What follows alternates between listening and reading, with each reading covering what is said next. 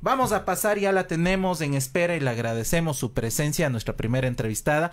Ella es Carmen Guerrero, la señora viceministra de Salud. Agradecemos acompañarnos aquí en Wambra Medio Comunitario, justamente el planteamiento que ha pasado en estas semanas después de la declaratoria de emergencia del sistema público de salud en el país. Muy buenos días. Hola, Wambras, buenos días. Hola, Verónica, Jorge, ¿cómo están? Mucho gusto estar aquí. Muy bien, muchas gracias. A ver, respondiendo a tu pregunta, nosotros hicimos la declaración de emergencia el 22 de junio de este año. Después de eso empezamos un proceso de contratación emergente, es decir, una adjudicación directa de medicamentos positivos. Nosotros adjudicamos 111 medicamentos y 142 dispositivos médicos. Eso nosotros lo estamos recibiendo ya. Es un proceso abreviado, digamos, por la declaración de emergencia, en la que podemos abastecernos más rápidamente, pero por un tiempo de alrededor de 3 meses.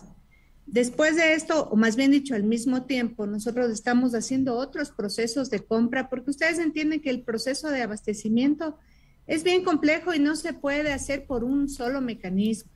Entonces, estamos comprando también por catálogo electrónico, que es una modalidad que tiene el CERCOP, el portal de compras públicas, para comprar a través de una tienda virtual, en el que es algo así como Amazon, en el que tú entras y generas una orden de compra de algo que tú ves en un catálogo y te va llegando poco a poco. Nosotros tenemos 975 órdenes de compra a través de este sistema de catálogo, además de la compra directa por emergencia. Estamos recibiendo poco a poco ya los medicamentos y los dispositivos que hemos comprado y esperamos también ya hacer la expansión. No sé si ustedes han oído que tenemos una estrategia que se llama Medicina Cerca.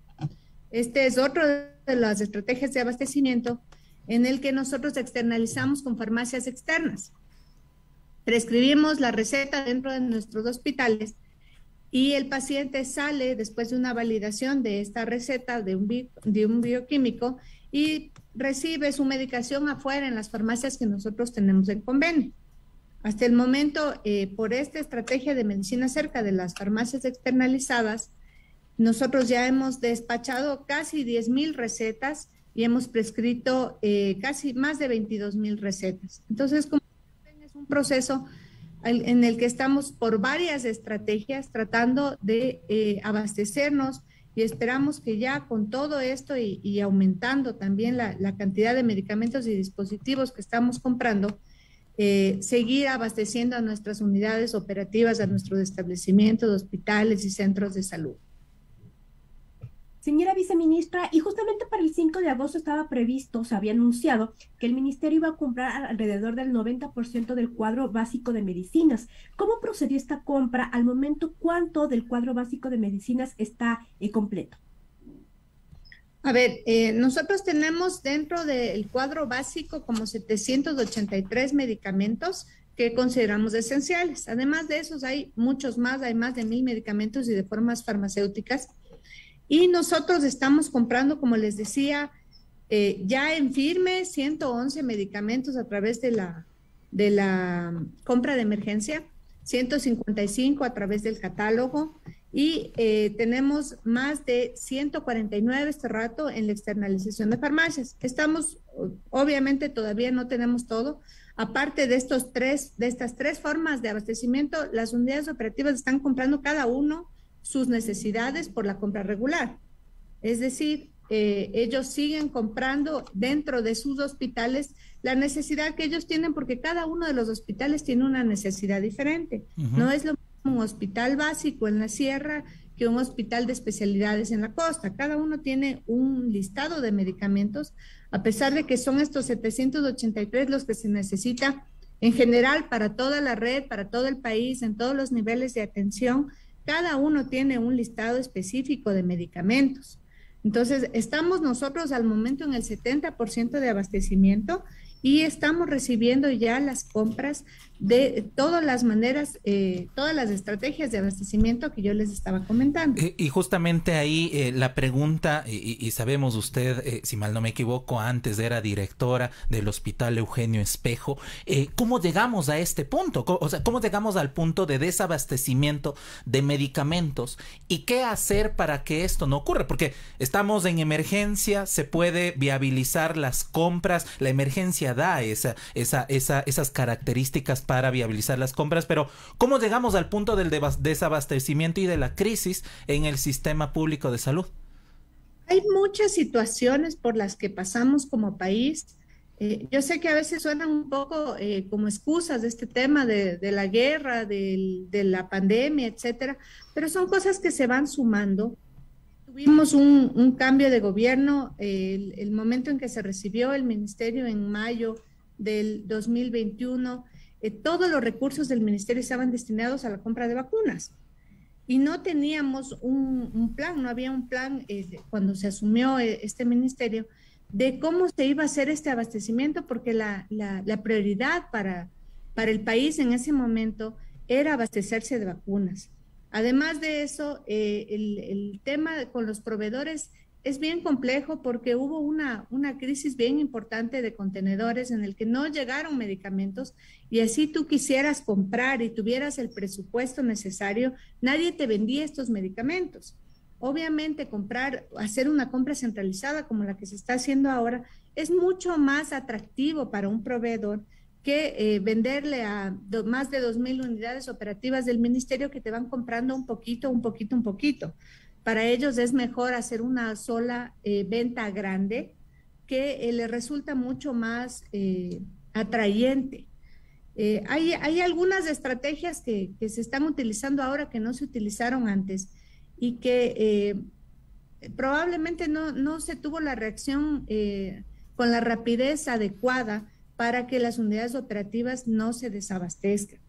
En este momento tenemos una gerencia específica de abastecimiento dentro del ministerio que va a generar todas estas estrategias que muchas veces tienen que ser creativas, muchas veces tienen que ser súper rápidas, tienen que ser en coordinación no solo del ministerio, sino también con el resto de actores. Ustedes han oído mucho que la población se queja del desabastecimiento no solo del ministerio, sino del IES, de la policía, de Fuerzas Armadas, y es un poco en conjunto todos los que conformamos el sistema público los que tenemos que abastecernos, porque el momento en que uno de los actores no tenga, viene todas estas personas de los otros subsistemas hacia el subsistema que sí está abastecido. Entonces tú no calculaste eso. Sí, eso en el caso de los subsistemas que ya lo vamos a enlazar con el tema del IES, pero estamos hablando de medicamentos, de abastecimiento justamente de fármacos. ¿Qué pasa con el personal de salud?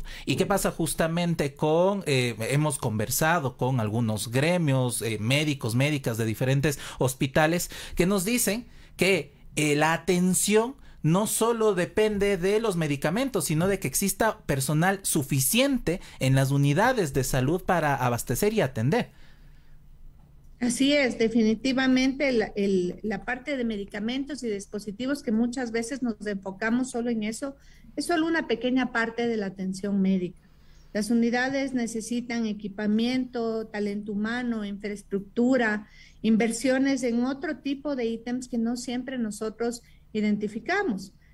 Lamentablemente en los últimos años se hizo un proceso de sacar a muchísima gente, especialmente administrativa. El ministerio ha tenido mucha fortaleza en defender a su personal operativo, el que atiende a los pacientes, a los médicos, a las enfermeras, a los rehabilitadores, etcétera.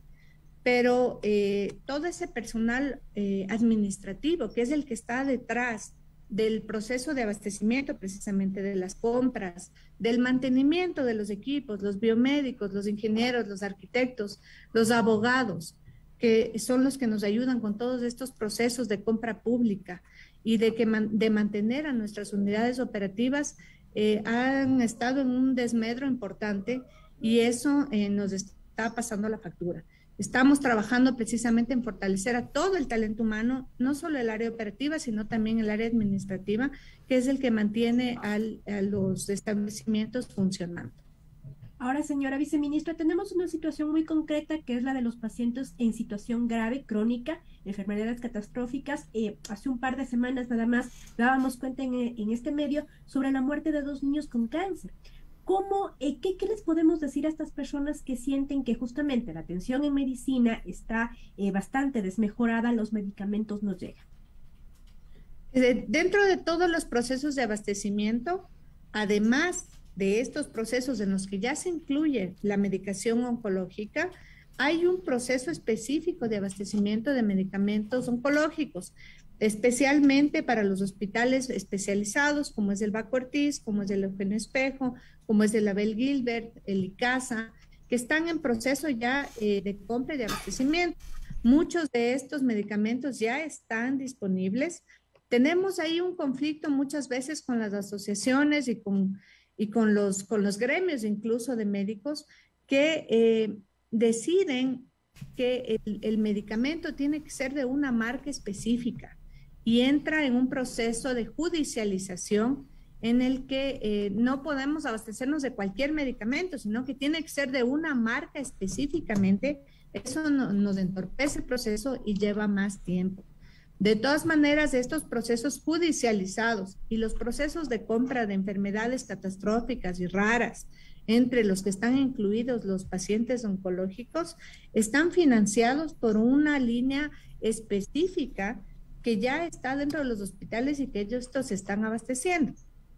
Y justo de la relación por el sistema y los subsistemas que queríamos conversar. Hace varios días hablábamos con médicas de el sistema de salud del IES y nos hablaban, finalmente la rectoría la tiene el Consejo del IES, pero el Ministerio de Salud puede establecer cuál es la calidad de atención y de salud. ¿Qué seguimiento y qué articulación están dando con este subsistema del Instituto Ecuatoriano de Seguridad Social, para que vayan a la par, digo, porque si no parecería que hay un sistema público de salud por un lado y por otro lado afiliados, afiliadas, pensionistas están también exigiendo mejorar el tema de salud en su sistema en el IES?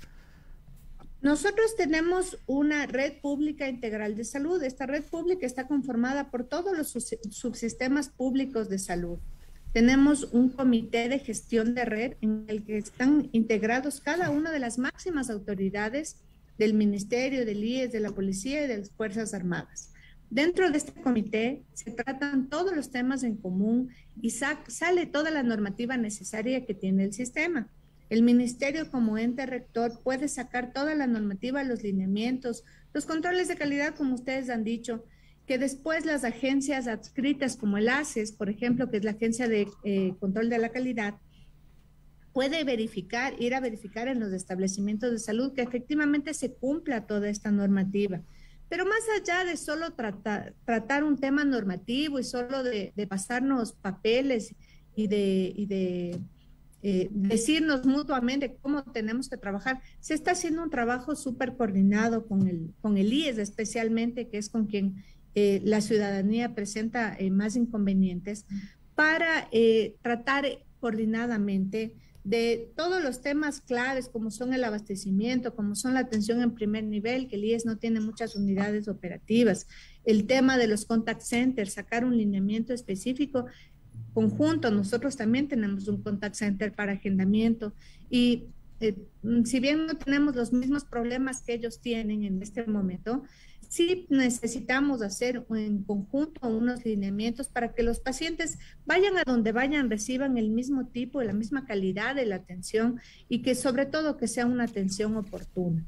Estamos abriendo estas mesas de diálogo, siempre hemos tenido acuerdos comunes con el IES, pero ahora vemos que la necesidad de coordinar va mucho más allá de solo hacerlo a un nivel normativo, ¿no? Sino que se necesitan coordinaciones muy específicas de estos temas.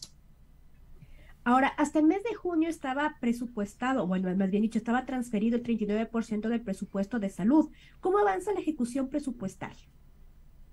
El ministerio en este momento tiene más del 60% de ejecución presupuestaria.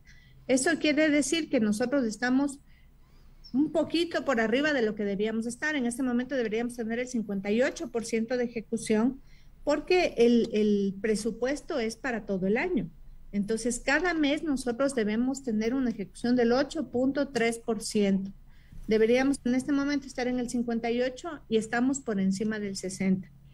Estamos recibiendo una inyección adicional del Ministerio de Finanzas para financiar los procesos precisamente de apoyo que tienen los establecimientos, como son el tema de limpieza, seguridad, alimentación, que a veces no los identificamos también como súper necesarios dentro de los establecimientos y que en este momento ya los estamos financiando. ¿Habrá quizá alguna recomendación que ustedes hagan desde la cartera de Estado, desde el Ministerio de Salud, para la elaboración del siguiente presupuesto general del Estado? Digo, ¿habrá alguna novedad? Justamente, ¿le alcanza al Ministerio de Salud con el presupuesto que tiene? El ministerio tiene el presupuesto que necesita en este momento. Sin embargo, necesitamos más gestión, necesitamos que los procesos sean más ágiles. A veces no basta con tener el presupuesto, sino que necesitas tener personas que lo gestionen y que también en el resto de instituciones públicas le den la prioridad que debe tener el sector salud y que los trámites no se vayan quedando, ¿no es cierto? Entonces, sí, estamos trabajando también, hay mucha apertura de parte de todo lo que las instituciones que conforman el Estado para darnos esa prioridad y que los procesos se vayan caminando más rápido. A veces la respuesta no es más presupuesto, es más gestión. Para finalizar, sabemos que han emprendido también dentro de las problemáticas de salud en el país una campaña sobre el tema de la desnutrición crónica infantil. Pero quisiera que nos comente cuál es una visión más integral que se puede dar a este tema, enfocándonos. Estábamos revisando algunos datos. Parte de las niñas y adolescentes que tienen esta problemática, la desnutrición crónica, son niñas embarazadas, son justamente niñas madres. ¿Qué pasa con mirar de manera integral esta problemática? Algo súper interesante es salirse un poco de esta visión súper curativa que tenemos como Ministerio de Salud y entrar en esta visión total del ser humano en su contexto. Nos damos cuenta que uno de los factores más importantes para este tema de la desnutrición son los determinantes sociales y ambientales.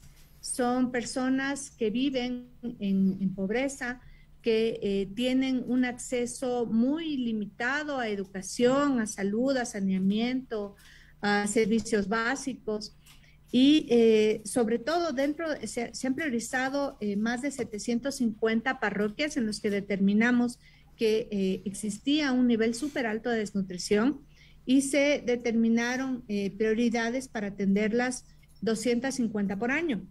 Las parroquias que estamos atendiendo este año se identifican que de las 250, 212 son parroquias que están en áreas de población indígena, que están en áreas de difícil acceso. Vemos que estos factores afectan muchísimo más de lo que nos gustaría pensar y que vemos que hay unas desigualdades en salud, desigualdades en acceso, desigualdades en mejores condiciones de vida, más allá de solo entregar un medicamento.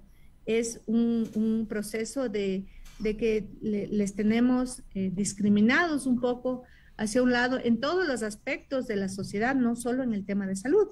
Estamos, por lo tanto, haciendo intervenciones que afecten a todos estos determinantes sociales y ambientales y no solo planificando un proceso de entrega de medicación o de vitaminas o de recomendarles cómo comer, porque va más allá de eso, ¿no? Es el tema de que no tienen acceso a medicamentos porque no tienen una capacidad adquisitiva adecuada, más allá de solo capacitarles en qué deberían y qué no deberían comer.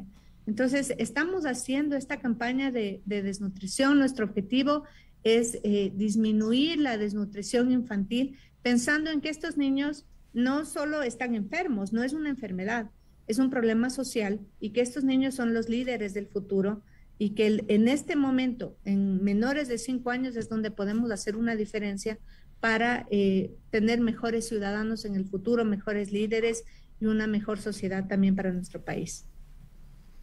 Finalmente, viceministra, ¿está prevista, digamos, en el siguiente presupuesto de este año que viene, digamos, el honrar la deuda que un poco el Estado tiene tanto con el IES, con Solca, porque finalmente sin presupuesto no se puede trabajar? ¿Tú te refieres como Estado o como ministerio? Porque nosotros no tenemos una deuda con el Como IES. Estado, ajá. Como Estado no te podría decir solo como ministerio. Nosotros sí tenemos planificado el pagar todas las deudas de red pública que tenemos con Solca. Nosotros estamos prácticamente al día con ellos. Se están desembolsando cada mes 20 millones de dólares a nuestros prestadores privados, precisamente para que siga funcionando esto. Entendemos que hay prestaciones que nosotros no las tenemos como ministerio y que necesitamos que estos prestadores privados nos sigan dando para nuestros pacientes. Entonces, sí, nosotros tenemos presupuestado eso y tenemos toda la intención de seguir honrando estas deudas. Muchísimas gracias, estimada Carmen Guerrero, viceministra de Salud, por acompañarnos aquí en Wambra Medio Comunitario. Gracias, chicos, a ustedes.